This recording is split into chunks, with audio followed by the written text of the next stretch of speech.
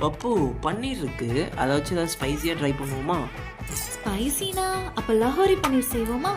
செஞ்சிருவோம். வா பட பட பட பட படவன எந்தன் கண்ணம்மா, நீ தொட தொட தொட தொட துடிக்குது எந்தன் நெஞ்சம்மா.